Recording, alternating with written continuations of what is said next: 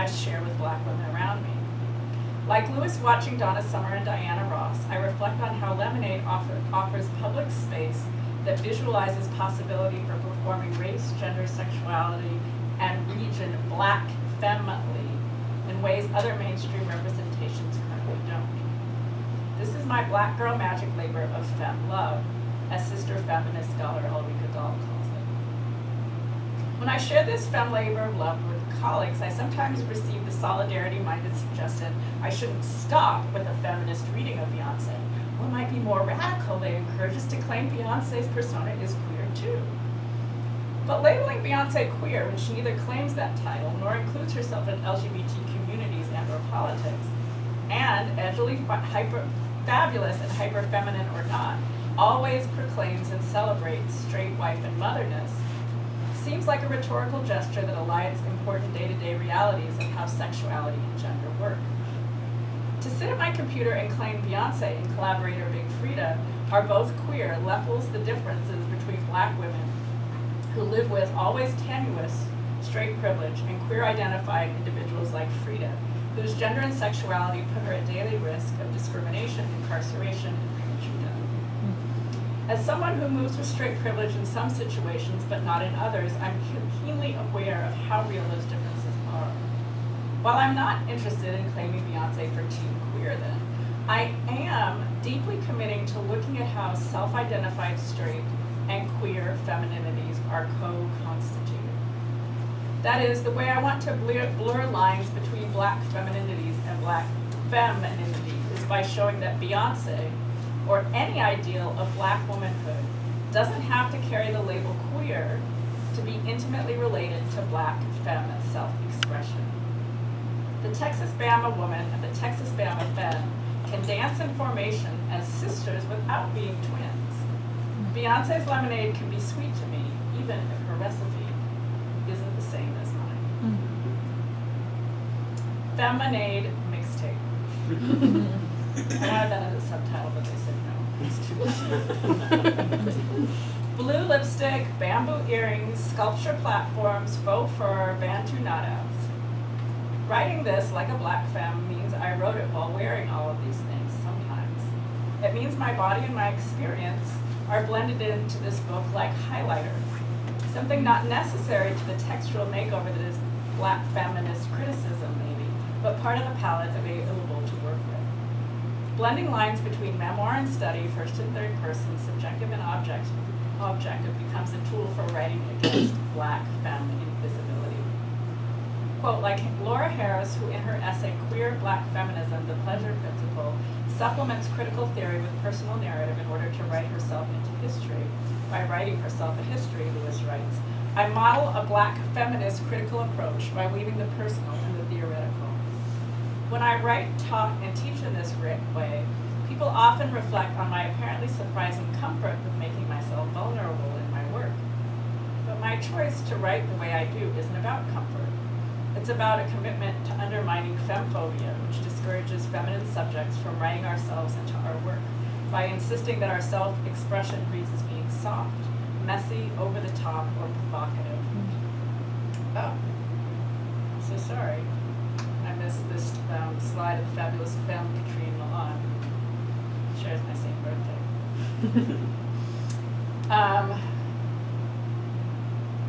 Quote, the femme who allows herself to be vulnerable removes the layer of toughness or the cortical shield that she might carry in the face of a homophobic culture that declares her desires to be shameful or does not recognize the beauty of her queer femininity. Bamboo earrings, sculpture platforms, Bantu knot-outs, Ankara prints, brass bangles, flower tattoos. Writing this book, like a black femme, also means sidestepping linear narratives to twist, curl, and spiral like hair fresh out of a Bantu knot, rippling curves and circles everywhere. The chapters are written in vignettes that flow circularly in and out of each other, bringing Beyonce into conversation with singers, actors, dancers, authors, activists, reality television personae, and plain old folks in my life. It drove my editor crazy. Who is this person you're quoting? I'm like, it's my friend. Of course, someone could write beautifully about Lemonade in a much more straightforward way, moving chronologically through music history from the blues to Beyonce. I also talk about the blues, maybe, or track by track to the visual album. But writing in curlicues performs what my gorgeous femme colleague Juana Rodriguez calls a queer gesture. The opening sentences of her book, Sexual Futures, Queer Gestures, and Other Latina Longings, describes the writing that follows as, quote, an amorous gesture that is sexual in the queerest of ways, meant to inspire intense feeling rather than reproduction. It is multisensory, asynchronic, polysemous, perverse, and full of promise. And while I in no way attempt to reproduce Juana's powerful writerly style, her feminist methodology inspires my own amorous gesture in the form of an asynchronic, polysemous, perverse text that sachets, circles, twists, and sidesteps its way toward Beyonce in ways that are indirect, circular, and erotic. Much as I love her, though, Beyonce isn't my target audience. Instead, Beyonce in Formation composes a textual mixtape dedicated to all the women and femmes who listen to Beyonce while we try to make feminist sense of our lives. In Country Fried Souls, Adventures in Dirty South Hip Hop, DJ and music journalist Tamara Palmer draws on both her musical and writerly skill set to write, quote, a mixtape in book form. And, like me, finds it a lot harder than she first imagined, quote, it made good sense at first. As a matter of fact, it seemed like the perfect approach for a book that aimed to open a window onto the world of the Dirty South by sampling different voices and topics related to the music and culture, Palmer explains. So what could be a better way of creating my first book, especially one as music and DJ-centric as this? The simple answer is anything else. Why? Well, I forgot one really vital thing about making mixtapes. It's fucking difficult, end quote. Yes, it is. Even though, like the ballerina I once trained to be, I try to make it look effortless, diving into so many fields outside my training made this book challenging to write. Weaving all these disparate threads together might sometimes make Beyonce in Formation challenging to read, too. And while difficulty isn't my goal, it's also not something I shy away from. Because understanding Black women's art and lives is difficult. And when readers have to tie together a barrage of topics, histories, and ways of knowing in a single space, well, they do the same work that Black women do every day to navigate our worlds. But, as Palmer puts it, quote, so long as everyone understands that what you hold in your hands is more a lovingly sample-delic oral history than a linear academic textbook about the Dirty South, no feelings should be hurt, end quote. And understand this uneven mixtape, too, is an amorous gesture. That, as the 2017 Program Committee of the American Studies Association puts it, quote, the form of the mixtape itself, the compilation, the sharing of which is a sign and a producer of an intimacy, end quote, is a labor of Black femme love. When Matt and I met, I was in the first year of a PhD program in comparative literature where my focus was Caribbean women's writing in French, Dutch, and English. Which is to say, nothing in my formal training prepared me to do such a thing as write a textual femme mixtape about a pop megastar. But in the last 7 years, I've pushed myself out of my comfort zone in ways I never imagined. Out of my relationship comfort zone by getting married, out of my geographic comfort zone by moving to Texas, out of my professional comfort zone by teaching and writing as a Beyonce feminist. So here's my invitation to you. Step out of your comfort zone too. Experiment with a way to remix your tried and true readerly practices. Sing the lyrics as you read them. Try on a new shade of lipsticks that matches the text, especially you gentlemen. Call your mother to ask a question about your grandparents. Look up a reference that makes no sense to you. Put aside your judgments about what counts as serious. Start a new hashtag. Take this book to a protest. Let your lover give you a foot rub while you thumb chapter 3. Why not? For the space of these pages, enter into the world of a Texas Bama femme, someone who lives between the very real places in the South and the boundless territory of the Black feminist imagination. Someone who performs her womanness very diligently and very irreverently, someone whose life is nothing like Beyonce's and everything like her complicated fantasy of Blackness, womanness, and desire. This Feminade mixtape is for you, to make your own Black feminist sense of, and maybe enjoy a little along the way too. We share. Thank you.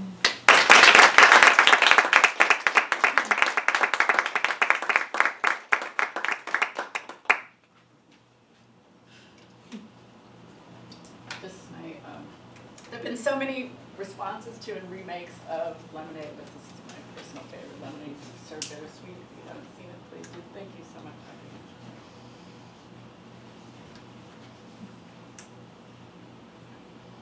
It must be right.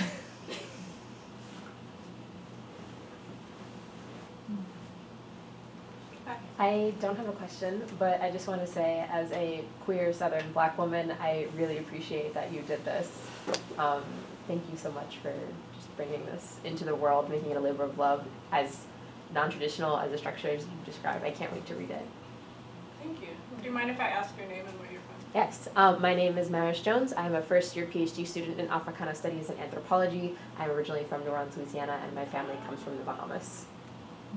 Thank you.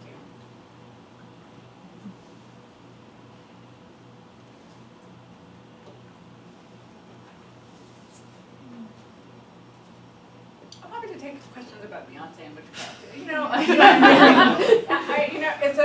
It's a Wednesday night and a beautiful fall evening.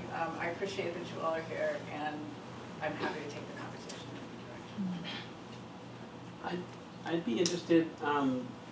This doesn't fall within the arc of your talk, but I'd be curious to know how the Carters how you reflect on the Carters in relation to what you've already written and thought about all these years.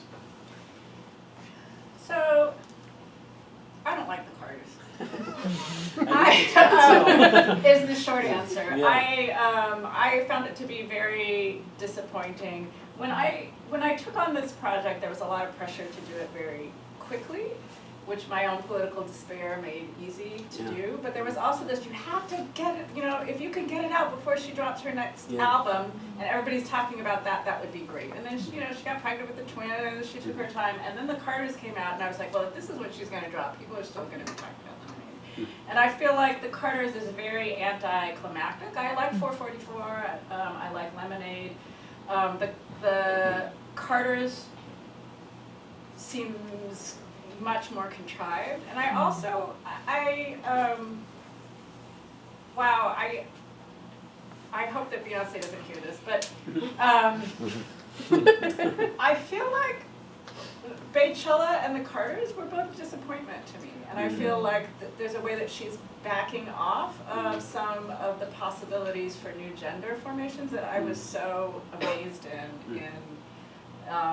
Lemonade, and I love the apeshit video that they rented out the Louvre and showed Black women's bodies as art. I think that's great, but I was trying to convince my husband to play that when he was teaching about the Enlightenment and how it meant, Black people weren't human. And he was like, but the lyrics. I'm like, no, baby, you don't listen to the lyrics, right? Because the lyrics are all like, we have a lot of money and our marriage worked. So, both of which are true. So I'm interested to see where Beyonce goes next, but I was disappointed with the Carters, which seemed a bit contrived and rushed.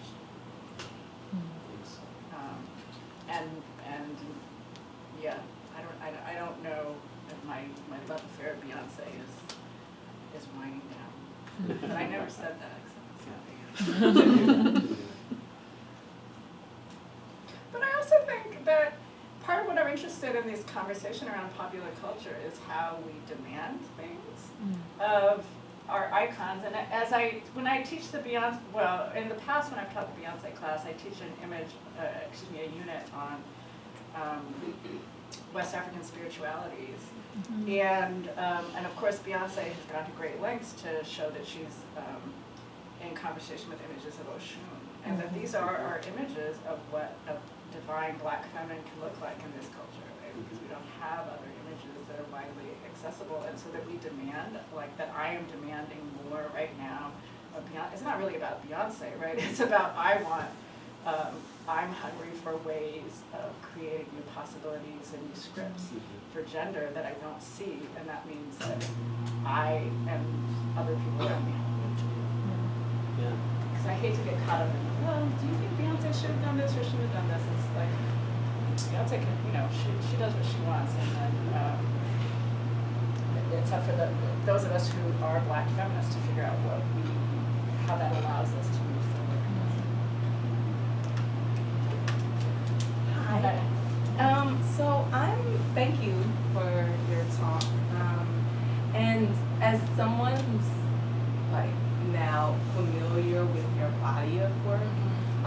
I'm curious about, early on you talked about being comfortable with this, being comfortable with the work being unfinished, and I would be interested in hearing more about that. Like, what does that look like in terms of your methodology, but then in terms of actually having a finished product of a book. But then also, if you could say a little bit more about this idea of the co-constitution between the self-identified straight Black women and queer femme. Because I think what you just discussed in terms of the way people often think of a relationship is, oh, everyone is queer, and what that means in terms of silencing a narrative of a femme narrative. And so could you talk a little bit more about the co-construction? Absolutely. In terms of thinking of work as unfinished, I'm influenced by a lot of people in that, but two people in particular are Saidiya Hartman and Venus in 2 Acts, where she talks about the importance of failure in academic work and failure as Black feminist practices. And that sometimes we're trying to do the impossible, which is reconstruct Black lives from the deaths that they were always already meant to be. And so we are going to fail in that work, and that is part of the process. And rather than not doing the work because it's failure, do the work because it's failure. I'm also influenced by Jack Halberstam's work, and not so much the queer art of failure, which I don't think works for Black people. Like, I don't think Black people get to fail. Right? Like, we're all here because we all did so much better than our white counterparts, right? But I mean, it was a personal conversation that he had one time, which is, he's like, I try not to hold on to work too long and make it perfect, because when I'm doing that, I'm taking too much control over the text, and I'm not allowing for conversation, right? I'm trying to, you could say colonize the text, but that's what I got from it, right? And rather than trying to master a text, that, what does it mean for me to be like, okay, this is what I have right now, let's have a conversation about it.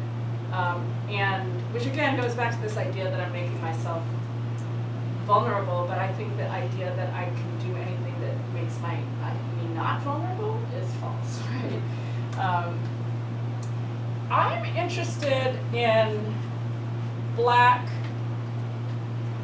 femininities, Black cis and trans, so-called straight and so-called queer femininities as being co-constitutive, in that I think, I'm going to give like a long and winding answer, but I already worked through this. That's how my brain works.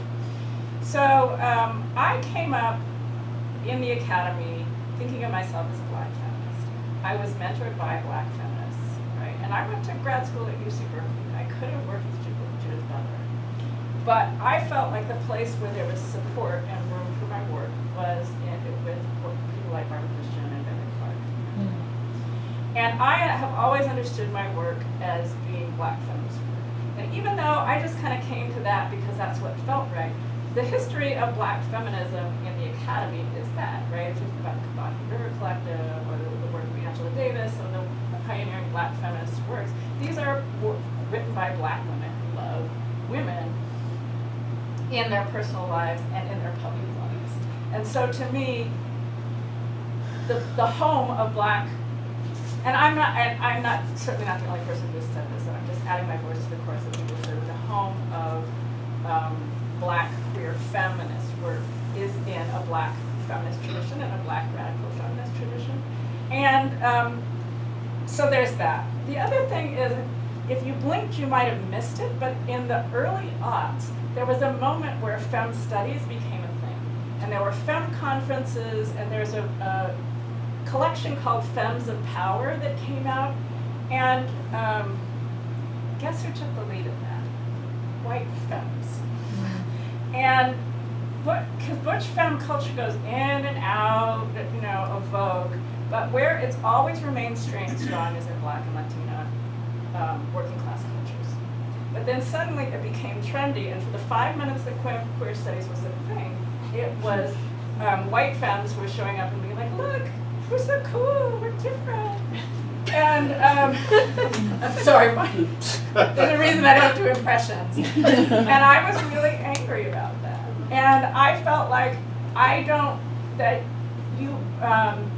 where I imagine myself politically in a moment in which all Black women's lives are endangered, right, is in a Black feminist tradition, but also where I imagine I don't imagine myself in this lineage that says, okay, well, Femme studies started and then women of color came into Femme studies. I don't like that lineage. What the lineage that I like is that within Blackness there have always been a variety of gender expressions. That have always been in tension, right? I'm not saying that everybody always got along, but there's I was just teaching Jafari Allen's Venceremos in my grad seminar, and he has this moment of describing this person who is sometimes a man and sometimes a woman. Yeah, I can't remember the other thing. Anyway, getting ready and doing this thing with the makeup where she makes her lips smaller using lip liner. And Jafari, who's my ideal audience of anything that I ever write. I think what the Jafari thing. He says, you know, that to me reminded me not of North American drag queens, but the way that I saw my aunts put on their lipstick. And that the queer and the straight femininities are messy, and they interpenetrate. And when I think of Big Frida, who I love and adore, right, and her role and also her inclusion and formation, right, the space like the hair shop in the culture of New Orleans, but also in the culture of many other Black cities, is a space where oftentimes trans women and femme Black gay men are creating Black cis straight women's beauty. And that it's not that those of us who embody queer Black femininities learn from straight Black women how to do it, and then we do it with a difference. We're always creating these things in conversation with each other. And that doesn't mean that I don't call out the privilege that attaches to straight femininity, just as it doesn't mean that people don't call out their privilege that attaches to my light-skinnedness that allows me to read as feminine, or the privilege that attaches to my cisgenderedness, right? These things aren't all the same. But if we don't think about them, how Janet Mock also has an amazing passage where she talks about how she learns what it means to be a woman watching her aunts in the kitchen, right? When we don't remember the ways that we create our gender and sexual self-expressions in community, then I feel like we create more danger than we're already in. And we're in enough danger. Does that answer your question?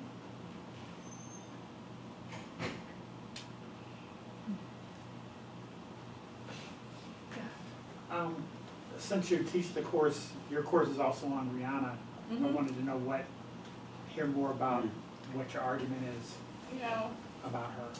those students in Texas did not want to hear about Rihanna. I'm going to be honest and be, like, I was talking with a colleague, I was like, how can I get people to talk about the Caribbean? And he said, maybe if you teach a course about Rihanna. I said, okay, cool.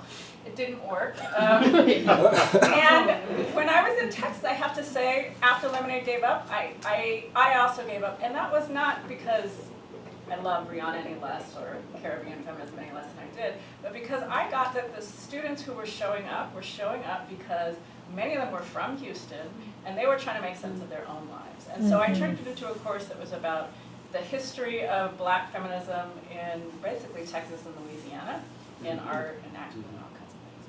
So then, thank you, thanks. However, so then, out of the blue, I get a call that says, hey, do you want to come teach at Harvard for the year? And I was like, stop pranking me. What do you want me to do at Harvard?